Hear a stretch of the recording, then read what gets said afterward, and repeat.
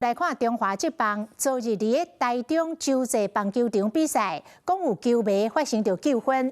有一個查甫球迷共徛起來，甲後壁的人查着看袂到，其中一個查某球迷就請伊坐落來，莫影響人看比賽。安尼袂得咯，這個查甫球迷竟然嗆講查某人甲喙塌起來，這已經是侮辱女性咯。代誌現更了後，中華職棒的會長蔡其昌講會落了解甲調查。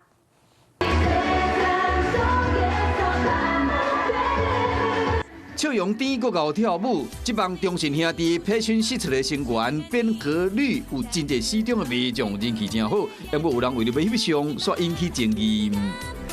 告訴他不好意思，這個區域不能站，然後他就開始不斷回頭對我性別羞辱。這位戴紅帽的查甫人和後壁女球迷指控講4月初5，中華職棒台中洲際棒球場的比賽由主場中信兄弟隊出戰同一賽。比賽到第4局下半局，這個啦啦隊的變和女行去挖4閘頭前無人的所在，這個查甫人徛起來要甲翕相，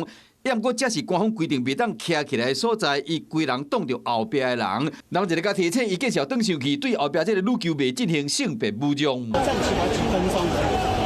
，1分鐘。這個查甫人想講是安怎袂當徛，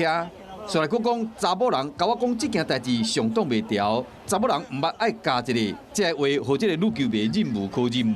當下就是覺得很誇張，然後原本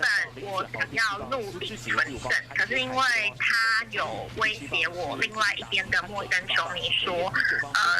你有種的話就出來跟我打一架。很遺憾，這位男士跑出了厭女症的言論。厭女症不是一個病，但是是一個口氣上、語詞上對女性的貶視。球場發生性別侮辱的爭議，中一個大家長蔡其昌隨表態，聯盟會甲兄弟球團先去了解甲調查。即馬棒球這熱，要安怎確保每一位球迷入場攏會使得到良好的體驗？即馬變成一個重要課題。Hello， 我是林仙怡。想要搶先掌握最及時的新聞資訊嗎？趕快訂閱、按讚、開啟小鈴鐺，鎖定華視新聞 YouTube 頻道。